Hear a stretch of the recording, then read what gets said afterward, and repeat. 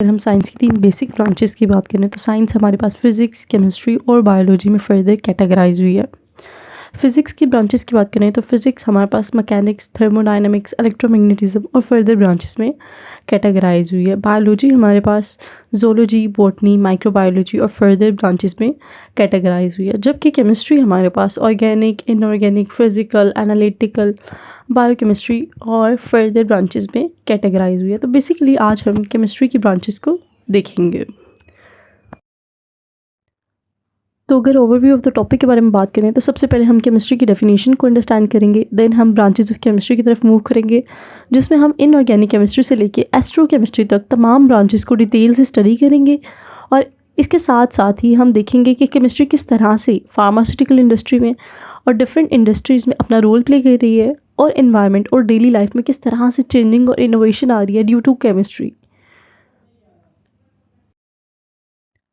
Assalamualaikum students, this is me Abhi Hajaz and you guys are watching Innovative Science by Abhi Hajaz. तो अगर हम chemistry की definition को देखें, chemistry is the branch of science which deals with the properties, composition, structure and the physical and chemical changes of a substance. Chemistry science की एक ऐसी branch है जो किसी भी सब्सटेंस की प्रॉपर्टीज, उसकी कंपोजिशन, उसका स्ट्रक्चर और उसमें मौजूद फिजिकल और केमिकल चेंजेस को एक्सप्लेन करती है।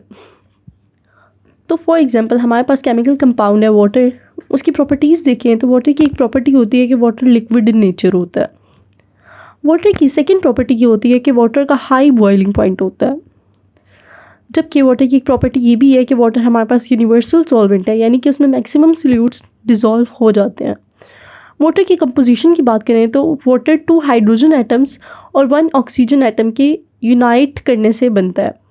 यानी कि जब 2 मोल ऑफ हाइड्रोजन एटम हमारे पास 1 मोल ऑफ ऑक्सीजन एटम के साथ बॉन्डिंग क्रिएट करते हैं तो हमारे पास वाटर फॉर्म आउट करता है। वाटर का स्ट्रक्चर देखें तो वाटर का स्ट्रक्चर जो है वो बेंट होता है, ठीक है। और अगेन इसमें 1 ऑक्सीजन और 2 हाइड्रोजन एटम प्रेजेंट होते हैं और इसके बीच का एंगल 104.5 डिग्री होता है। अब हम बात करेंगे फिजिकल और केमिकल चेंजेस के बारे में। तो फिजिकल चेंजेस में हमारे पास बेसिकली इवेपोरेशन, सब्लिमेशन और कंडेंसेशन आ जाता है। इवेपोरेशन में मैटर जो है वो लिक्विड से गैशियस स्टेट में कन्वर्ट होता है, जबकि सब्लिमेशन में सॉलिड गैशियस स्टेट में कन्वर्ट हो जाता है। और कंडेंसेशन में गैसेस जो है वो लिक्विड में कन्वर्ट होती हैं। केमिकल चेंजेस की बात करें तो इसमें हमारे पास एक इक्वेशन है, उसे देखते हैं। यहाँ हमारे पास 2 मोल ऑफ वाटर रिएक्ट करेगा 2 मोल ऑफ सोडियम के साथ, और यहाँ हमारे पास सोडियम हाइड्रोक्साइड फॉर्म करेगा और वाटर जो है वो रिलीज हो जाएगा, हाइड्रोजन गैस रिलीज हो जाएगी। तो इन शॉर्ट फिजिकल और केमिकल चेंजेस में एक ही डिफरेंस है, वो ये कि फिजिकल चेंजेस में स्टेट चेंज होती है, लेकिन हमारे पास जो है किसी भी सब्सटेंस की नेचर चेंज नहीं होती। यानी कि लिक्विड जो है वो बेसिकली गैशियस स्टेट में कन्वर्ट हो रहा है या सॉलिड गैशियस स्टेट में कन्वर्ट हो रही है, लेकिन एट द एंड लिक्विड ही है, ठीक है। लेकिन केमिकल चेंजेस में क्या हो रहा है, यहाँ हमारे पास वाटर कंप्लीटली चेंज हो गया है सोडियम हाइड्रोक्साइड में, ठीक है। So this is the main difference between physical and the chemical change.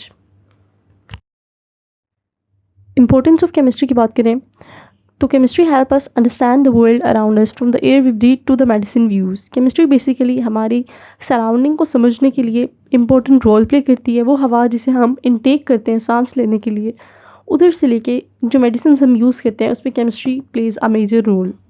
तो बेसिकली आज हम यही देखेंगे कि केमिस्ट्री किस तरह से सराउंडिंग में अपना रोल प्ले कर रही है। अब आपकी एक एक्सरसाइज का क्वेश्चन है, why is chemistry divided into branches.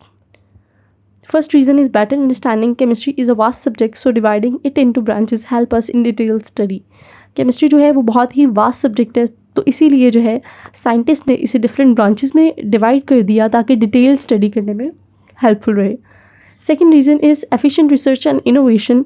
अब क्योंकि डिफरेंट ब्रांचेस हमारे पास बन चुकी हैं तो एक ब्रांचेस पे जब डिटेल्ड स्टडी होगी तो बहुत सारी एडवांसमेंट जो है वो जनरेट होगी, ठीक है।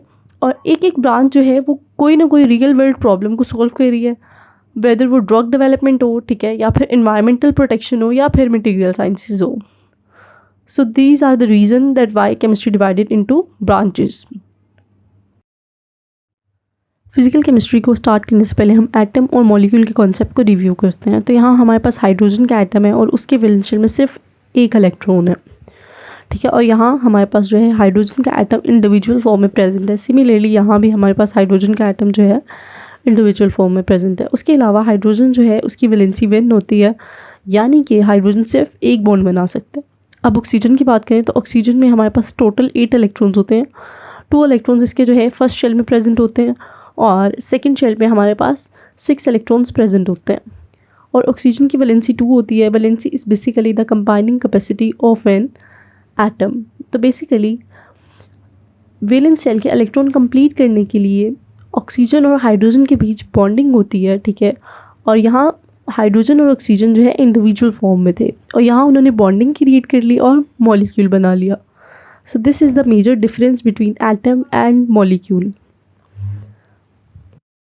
तो अब अगर हम फिजिकल केमिस्ट्री की बात करें तो फिजिकल केमिस्ट्री में हम एटॉमिक बिहेवियर के बारे में डिस्कस करते हैं।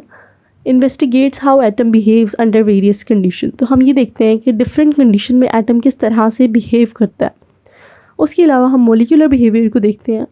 Studies interaction and bonds between molecule. Different molecules के बीच में क्या बॉन्डिंग है और किस तरह से इंटरेक्शन हो रहा है, ये हम फिजिकल केमिस्ट्री में देखते हैं। उसके अलावा हम बेसिकली फंडामेंटल फिजिकल लॉज को देखते हैं।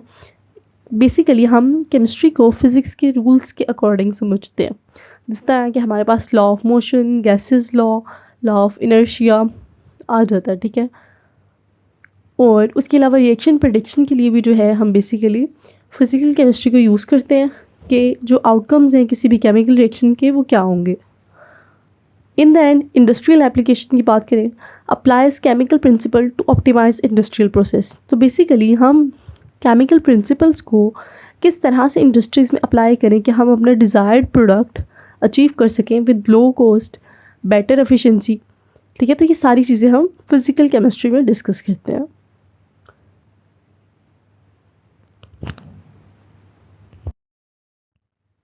फिजिकल केमिस्ट्री बेसिकली हमारे पास फिजिक्स और केमिस्ट्री का कम्बिनेशन है। डेफिनेशन की बात करें, the branch of chemistry which deals with the behaviour of a substance at atomic and molecular level is known as physical chemistry. तो बेसिकली फिजिकल केमिस्ट्री की एक ऐसी ब्रांच है जिसमें किसी भी सब्सटेंस के बिहेवियर को एटॉमिक और मॉलिक्यूलर लेवल पे जो है फिजिकल केमिस्ट्री के अंदर हम डिस्कस करते हैं।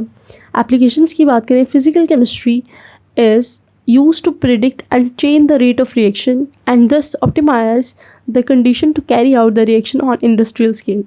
तो बेसिकली फिजिकल केमिस्ट्री में हम किसी भी रिएक्शन का रेट ऑफ रिएक्शन को चेंज करने के लिए या फिर आउटकम्स को प्रिडिक्ट करने के लिए फिजिकल केमिस्ट्री को यूज़ करते हैं।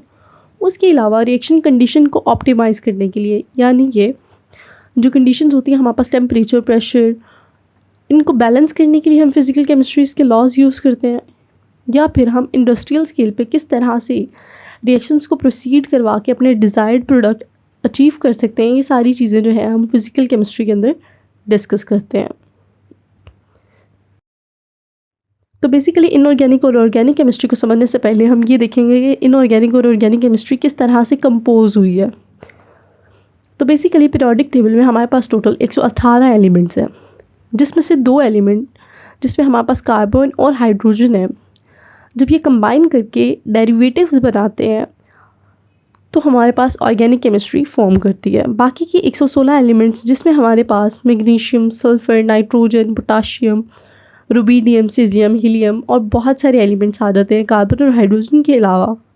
जब ये कंबाइन करते हैं तो हमारे पास इनऑर्गेनिक केमिस्ट्री बन जाती है। तो इन शॉर्ट पीरियोडिक टेबल के 2 एलिमेंट्स और उनके डेरिवेटिव्स मिलके ऑर्गेनिक केमिस्ट्री बना देते हैं और बाकी 116 एलिमेंट से हमारे पास इनऑर्गेनिक केमिस्ट्री बनती है।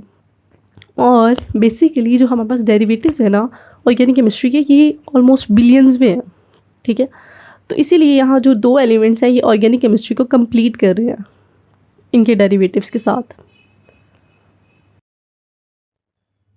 अब हम इनऑर्गेनिक और ऑर्गेनिक केमिस्ट्री के डिफरेंस को देखें, जो कि पेपर के लिहाज से इंपॉर्टेंट शॉर्ट क्वेश्चन है।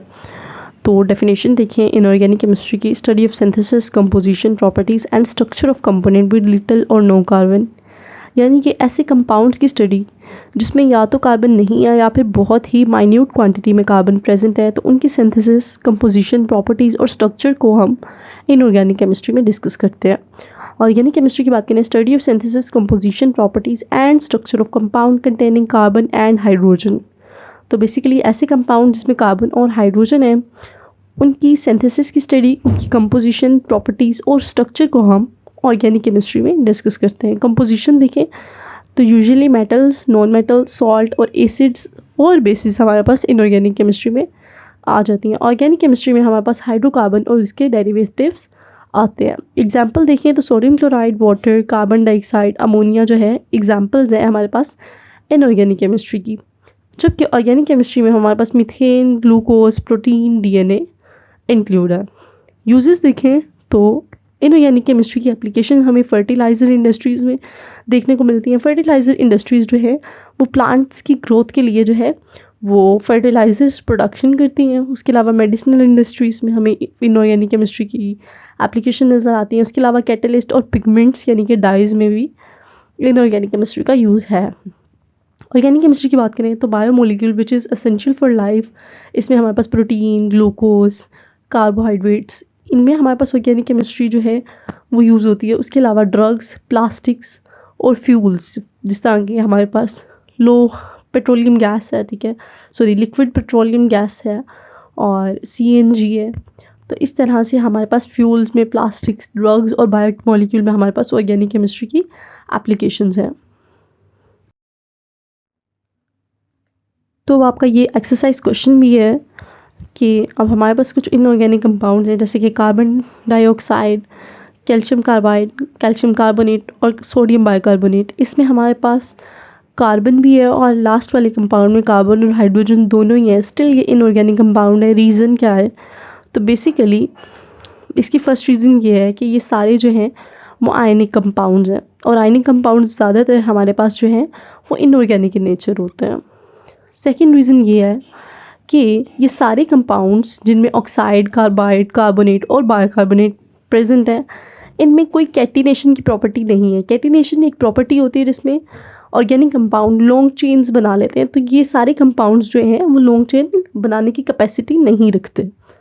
और एक रीज़न ये भी है कि ऑर्गेनिक कंपाउंड में हमें फंक्शनल ग्रुप देखने को मिलते हैं और इधर हमें ऑक्साइड, कार्बाइड, कार्बोनेट और बाइकार्बोनेट के केस में फंक्शनल ग्रुप्स ऑर्गेनिक कंपाउंड के नज़र नहीं आते। So this is the reason कि ये कंपाउंड कार्बन और हाइड्रोजन होने के बावजूद इनऑर्गेनिक क्यों है।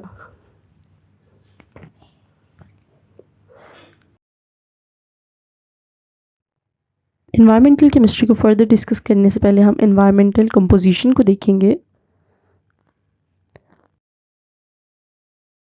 तो बेसिकली हमारे इन्वायरमेंट में नाइट्रोजन 78% अवेलेबल है, कार्बन डाइऑक्साइड 0.042% अवेलेबल है, हाइड्रोजन 0.405% अवेलेबल है और ऑक्सीजन 20.9% अवेलेबल है।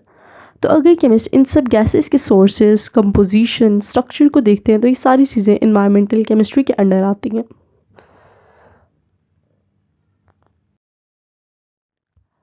तो बेसिकली इन्वायरमेंटल केमिस्ट्री में दो टर्मिनोलॉजीज़ हैं, chemical phenomena and biochemical phenomena. तो इसके बेसिक कॉन्सेप्ट को समझते हैं। केमिकल फिनोमेनाज में बेसिकली हमारे पास केमिकल रिएक्शंस आ जाते हैं और हम ये देखते हैं कि वो केमिकल रिएक्शंस किस तरह एयर, वाटर और सॉइल को अफेक्ट कर रहे हैं। तो बेसिकली एसिड रेन में क्या होता है कि हमारे पास इंडस्ट्री से निकलने वाली जो हमारे पास पोल्यूशन होती है वो सारी जो है एसिड रेन की फॉर्म में आती है और रस्टिंग करती है और डिफरेंट मज़ीद जो है डिज़ास्टर कोज करती है, ठीक है। इसके अलावा एयर पोल्यूशन, ऑटोमोबाइल से निकलने वाली पोल्यूशन और वाटर पोल्यूशन किस तरह से एयर, वाटर और सॉइल को डैमेज कर रही है, ये हम केमिकल फिनोमेना में डिस्कस करते हैं। जबकि बेसिकली बायोकेमिकल फिनोमेना में लिविंग ऑर्गेनिजम्स इन्वॉल्व होते हैं जिसमें हमारे पास बैक्टीरिया, फंजाई और प्लांट्स मोस्ट कॉमन है। बायोडिग्रेडेशन में बेसिकली माइक्रोब्स जो हैं वो वेस्ट को क्लीन कर लेते हैं। डिकम्पोजिशन में बेसिकली क्या होता है कि हमारे पास जो है बैक्टीरियाज हैं वो डेड मैटर को जो है वो कंज्यूम कर लेते हैं। और नाइट्रोजन साइकिल में हम ये देखते हैं कि नाइट्रोजन किस तरह से हमारे इन्वायरमेंट में दोबारा से इंट्रोड्यूस हो रही है और किस तरह से नाइट्रोजन साइकिल वर्क कर रहा है और इसमें भी बैक्टीरियाज इन्वॉल्व होते हैं, ठीक है, नाइट्रोजन फिक्सिंग बैक्टीरिया। तो ये सारे जो है हमारे पास बायोकेमिकल फिनोमेनाज होते हैं। तो फाइनली अगर हम इन्वायरमेंटल केमिस्ट्री की डेफिनेशन को देखें, it is the scientific study of chemical and biochemical phenomena that occur in this planet. तो बेसिकली हम साइंटिफिक स्टडी करते हैं केमिकल और बायोकेमिकल फिनोमेनाज की जो कि इस प्लैनेट में हो रहे हैं। उसके अलावा in this we study the sources, reaction, effect and the fate of chemical species in the air, soil and water environment. Basically हम ये स्टडी करते हैं जो हमारे पास केमिकल्स हैं उनके क्या सोर्सेज हैं, वो किस तरह से रिएक्ट कर रहे हैं, उनके क्या इफ़ेक्ट्स हो रहे हैं, और जो केमिकल स्पीशीज़ हैं वो किस तरह से एयर, सॉइल और वाटर बेसिकली इन्वायरमेंट को किस तरह से अफेक्ट कर रहे हैं। ये सारी चीज़ें हम इन्वायरमेंटल केमिस्ट्री के अंडर डिस्कस करते हैं।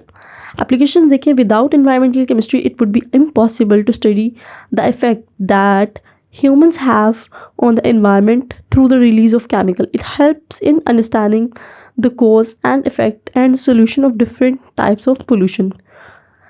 इन्वायरमेंटल केमिस्ट्री के बगैर ये बिल्कुल इम्पॉसिबल हो जाता है कि हम स्टडी करते कि किस तरह ह्यूमंस पे डिफरेंट केमिकल जो रिलीज़ हो रहे हैं ह्यूमन हेल्थ पे वो किस तरह से इफ़ेक्ट हो रहे हैं। उसके अलावा किस तरह की कॉजेज़ और इफ़ेक्ट क्रिएट हो रहे हैं ड्यू टू पोल्यूशन, ठीक है, जो कि ये सारे हमारे पास केमिकल और बायोकेमिकल फिनोमेना कोज कर रहे हैं।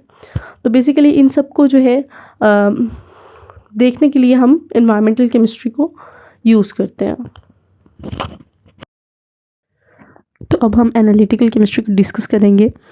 Analytical chemistry is the branch of chemistry which deals with the analysis of different substances on the basis of separation, identification, concentration and instrumentation. Separation की बात करें, isolating different component from a mixture, तो इसमें basically हम different component को किसी भी mixture में से सेपरेट करते हैं।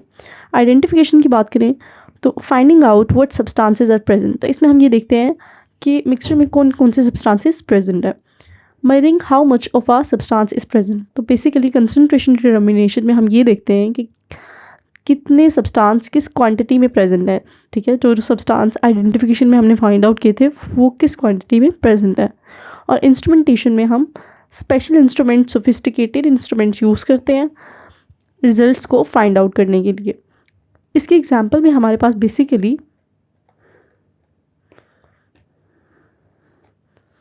इंक डाई क्रोमेटोग्राफी टेक्निक आ जाती है, ठीक है।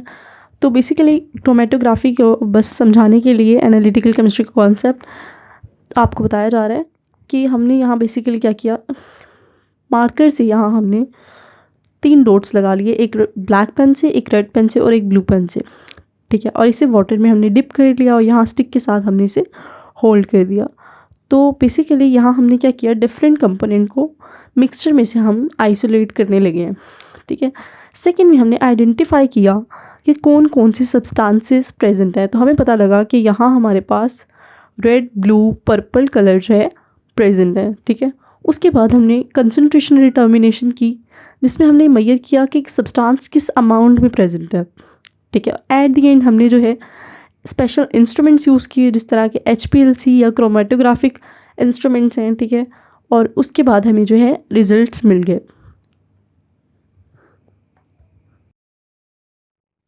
तो एनालिटिकल केमिस्ट्री की डेफिनेशन को देखें, this branch of chemistry deals with the analysis of different substances, it involves separation, identification and determination of concentration of material things.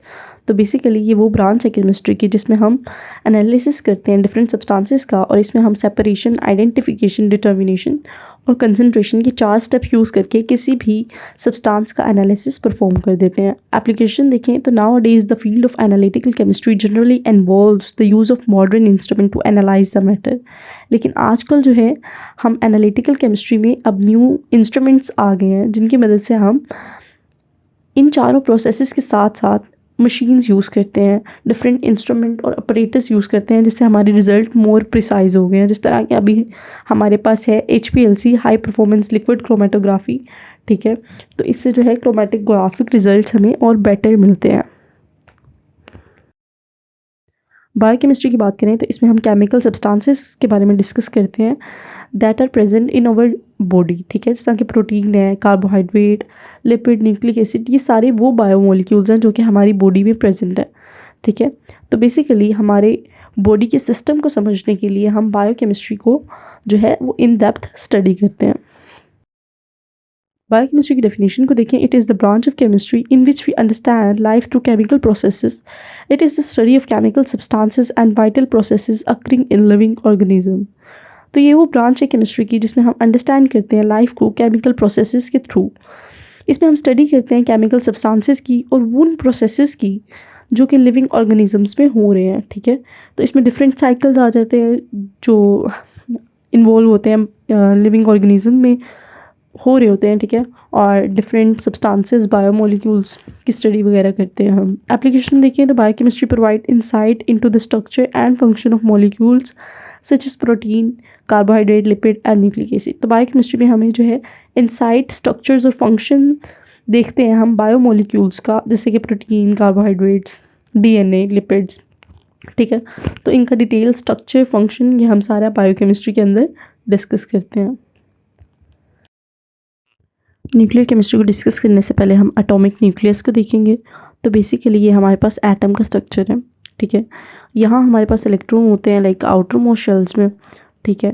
और बेसिकली एटम के बिल्कुल सेंट्रल में हमारे पास जो है न्यूक्लियस होता है, ठीक है। न्यूक्लियस के अंदर हमारे पास न्यूट्रॉन्स और प्रोटॉन्स होते हैं, ठीक है। और बेसिकली हम न्यूक्लियर केमिस्ट्री में बेसिकली न्यूक्लियस के अंदर होने वाले रिएक्शंस को देखते हैं, ठीक है, कि कब हमारे पास जो है स्टेबिलिटी और अनस्टेबिलिटी होती है, ठीक है। तो ये हम आगे डिस्कस करते हैं। न्यूक्लियर केमिस्ट्री की बात करें तो nuclear chemistry deals with the reaction that takes place in the nucleus of an atom. Atom के न्यूक्लियस में होने वाले रिएक्शंस जो होते हैं, बेसिकली एटम के न्यूक्लियस में होने वाले रिएक्शंस को हम न्यूक्लियर केमिस्ट्री कहते हैं, ठीक है। और बेसिकली दो तरह के रिएक्शंस होते हैं, एक हमारे पास होता है फिशन रिएक्शन और दूसरा होता है फ्यूजन रिएक्शन। फिशन रिएक्शन में क्या होता है कि एक बड़ा न्यूक्लियस दो छोटे न्यूक्लियस में कन्वर्ट हो जाता है, जबकि फ्यूजन रिएक्शन में इससे ऑपोजिट होता है, दो छोटे न्यूक्लियस एक बड़े न्यूक्लियस में कन्वर्ट हो जाते हैं। एप्लीकेशन देखें तो हमें बेसिकली एग्रीकल्चर फील्ड में न्यूक्लियर केमिस्ट्री की एप्लीकेशंस नज़र आती हैं। उसके अलावा फार्मास्यूटिकल इंडस्ट्री में भी हमें न्यूक्लियर केमिस्ट्री की एप्लीकेशंस देखने को मिलती हैं। इसके अलावा डिफरेंट इंडस्ट्रीज़ में भी न्यूक्लियर केमिस्ट्री जो है बहुत ही इंपॉर्टेंट रोल प्ले कर रहा है। उसके अलावा रिसर्च एंड डेवलपमेंट में भी न्यूक्लियर केमिस्ट्री पे रिसर्च हो रही है, ठीक है। उसके अलावा जब न्यूक्लियस अनस्टेबल होता है तो वो अल्फ़ा और बीटा रेज जो है वो इमिट करता है। ऑल्दो ये आपके सिलेबस का पार्ट नहीं है, तो आपने सिंपली जो है डेफिनेशन और उसकी एप्लीकेशन मेंशन कर देनी है।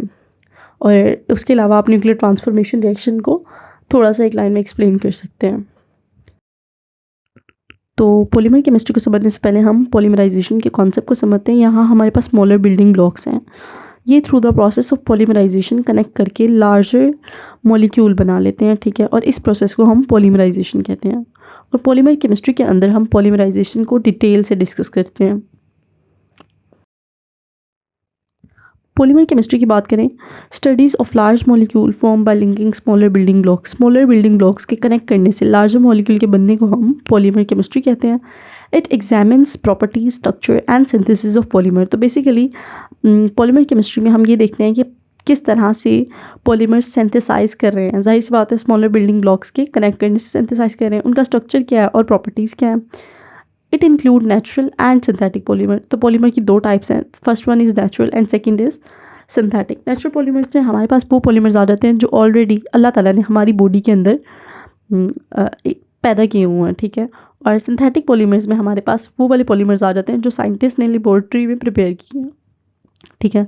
और अमाइनो एसिड जो है, जब बहुत सारे अमाइनो एसिड कनेक्ट कर जाते हैं थ्रू पेप्टाइड बॉन्ड तो हमारे पास प्रोटीन का स्ट्रक्चर बनता है, ठीक है। और जब एडेनिन थायमिन के साथ दो बॉन्ड बनाती है और गवानीन साइटोसिन के साथ तीन बॉन्ड बनाते हैं और ये कनेक्ट करके एक लंबी चेन बना लेते हैं और ये प्रोसेस बार बार रिपीट होता है, तो हमारे पास न्यूक्लिक एसिड का स्ट्रक्चर फॉर्म आउट होता है। जियोकेमिस्ट्री की बात करें तो study of chemical composition of earth and sources of mineral. तो बेसिकली अर्थ में मौजूद केमिकल्स की कंपोजिशन और उसके सोर्सेज और मिनरल के सोर्सेज को जो बेसिकली हम जियोकेमिस्ट्री में डिस्कस करते हैं। जियोकेमिस्ट्री की बेसिकली हम एप्लीकेशन को देख लें तो सबसे पहले तो जियोकेमिस्ट्री में हम केमिकल कंपोजिशन का एनालिसिस करते हैं। उसके अलावा मिनरल एक्सप्लोरेशन में हम जियोकेमिस्ट्री को यूज़ करते हैं, यानी कि अगर मिनरल कहीं से हम एक्सट्रैक्ट कर रहे हैं उसे किस तरह से रिफ़ाइन करेंगे और किस तरह से यूज़ में लाएंगे, ये मिनरल एक्सप्लोरेशन में आ जाएगा। एनवायरमेंटल मॉनिटरिंग में हमारे पास वेदर फोरकास्टिंग आ जाती है कि with in few hours temperature क्या होगा, रेन होगी या नहीं होगी, ठीक है। उसके अलावा forestry is an other application of geochemistry, ठीक है। और मेडिकल रिसर्च भी हमारे पास जियोकेमिस्ट्री की एप्लीकेशन में आ जाती है। उसके बाद आपकी बुक में जो है एक साइड बॉक्स है इंटरेस्टिंग इन्फॉर्मेशन का, जियोकेमिस्ट्री के बाद, जिसमें हमने जियोथर्मल हीट पम्प्स के बारे में पढ़ेंगे। तो जियोथर्मल हीट पम्प्स हमारे जो है अंडरग्राउंड प्रेजेंट होते हैं। तो ये क्या करते हैं, गर्मियों में ठंडा पानी जो है ग्राउंड वाटर पे प्रोवाइड करते हैं और सर्दियों में गर्म पानी जो है ग्राउंड वाटर पे प्रोवाइड करते हैं, और ये हाउस होल्ड लेवल पे जो है प्रेजेंट होते हैं। स्टूडेंट्स, अगर आपको लेक्चर की समझ आ रही है तो चैनल को लाइक शेयर सब्सक्राइब करना मत भूलिएगा। मेडिसिनल केमिस्ट्री की बात करें तो मेडिसिनल केमिस्ट्री में बेसिकली ड्रग डिज़ाइन होती हैं, उनकी सिंथेसिस होती है, ठीक है, for the beneficial of Mankind. Drugs की डिस्कवरी होती है, फिर उसकी डिलीवरी होती है, अब्जॉर्प्शन होती है बॉडी में, और किस तरह से मेटाबॉलिज्म जो है ह्यूमंस का वो रेगुलेट होता है after using drugs. Medicinal chemistry की डेफिनेशन को देखें, in this branch of chemistry the chemist tries to design and synthesise a medicine और drug which is beneficial for mankind. तो बेसिकली मेडिसिनल केमिस्ट्री में केमिस्ट ट्राई करता है कि वो ऐसी ड्रग या ऐसी मेडिसिन सिंथेसाइज करे जो कि इंसानियत के लिए फ़ायदेमंद हो। एप्लीकेशन में देखें तो it include the discovery, delivery, absorption and metabolism of drug in human body. तो इसमें बेसिकली ये देखते हैं कि किस तरह से जो है डिलीवर कराया जाए मेडिसिन को ह्यूमंस तक, और किस तरह से ह्यूमंस की बॉडी में अब्जॉर्प्शन होगी, और किस तरह मेटाबॉलिज्म रेगुलेट होगा आफ्टर यूजिंग दैट ड्रग, ठीक है। तो ये सारी चीज़ें जो है मेडिसिनल केमिस्ट्री के अंदर डिस्कस होती हैं। एस्ट्रोकेमिस्ट्री की बात करें तो एस्ट्रोकेमिस्ट्री में बेसिकली हम स्पेस में मौजूद मॉलिक्यूल्स और आयन की स्टडी करते हैं, और जो स्पेस की स्टडी है वो बहुत ही अबंडेंट है क्योंकि स्पेस में प्लैनेट्स मौजूद हैं, उसके अलावा जो है स्टार्स, गैलेक्सीज, तो बहुत ज़्यादा वास्ट स्टडी है। और बेसिकली हम यहाँ रिएक्शन स्टडी करते हैं कि कौन से रिएक्शन स्पेस में हो रहे हैं, ठीक है। उसके अलावा रिएक्शंस रेडिएशंस के साथ कैसा इंट्रैक्शन है डिफरेंट स्पीशीज़ का, ठीक है। जिस तरह के हमारे पास सोलर रेडिएशन है, वो किस तरह से ज़मीन पे पहुंच रही हैं और वो किस तरह से रिफ्लेक्ट बैक हो रही हैं, और कॉस्मिक प्रोसेस की अंडरस्टैंडिंग भी हम एस्ट्रोकेमिस्ट्री में ही देखते हैं। एस्ट्रोकेमिस्ट्री की डेफिनेशन को देखें, it is the study of molecules and ion recurring in space and Interstellar space. तो बेसिकली मॉलिक्यूल और आयन की स्टडी हम एस्ट्रोकेमिस्ट्री में देखते हैं। उसके अलावा इंटरस्टेलर स्पेस को भी हम एस्ट्रोकेमिस्ट्री में देखते हैं। अब इंटरस्टेलर स्पेस क्या होती है, बेसिकली ये दो स्टार्स हैं, ठीक है। कंसीडर करें कि ये दो स्टार्स हैं और दो स्टार्स के बीच का जो डिस्टेंस होता है उसे हम इंटरस्टेलर स्पेस बोलते हैं। तो इन शॉर्ट हम एस्ट्रोकेमिस्ट्री में इंटरस्टेलर स्पेस को भी डिस्कस करते हैं। एप्लीकेशन देखें, in this discipline we study the abundance of reaction of molecule and ion in the universe and interaction of these species with the radiation. तो इस ब्रांच में बेसिकली हम ये देखते हैं कि स्पेस में मौजूद मॉलिक्यूल और आयन की अबंडेंस क्या है, यानी कि वो क्वांटिटी में कितने हैं, ठीक है, और वो किस तरह से रिएक्ट कर रहे हैं, रिएक्शंस कौन से हो रहे हैं। उसके अलावा हम ये देखते हैं कि स्पीशीज़ का रेडिएशन के साथ कैसा इंटरेक्शन है, ठीक है, वो वेदर वो सोलर रेडिएशन है या फिर कोई और रेडिएशन है, ठीक है। तो ये सारी चीज़ें हम एस्ट्रोकेमिस्ट्री में डिस्कस करते हैं। तो ये अब आपकी एक्सरसाइज के क्वेश्चन है, which branch of chemistry involve in the experiment. तो बेसिकली किसी भी सब्सटेंस की कंपोजिशन हम एनालिटिकल केमिस्ट्री में फाइंड आउट करते हैं, ठीक है। केमिकल रिएक्शन किसी भी इनऑर्गेनिक रिएजेंट का हम इनऑर्गेनिक केमिस्ट्री में डिस्कस करते हैं, ठीक है। और फिजिकल प्रॉपर्टीज़ किसी भी मटेरियल की हम फिजिकल केमिस्ट्री में डिस्कस करते हैं। और फिजिकल प्रॉपर्टीज़ में हमारे पास मेल्टिंग पॉइंट, बॉइलिंग पॉइंट, उसके अलावा हार्डनेस, कलर, ओडोर, ये सारी चीज़ें आ जाती हैं। That's all for today's lecture.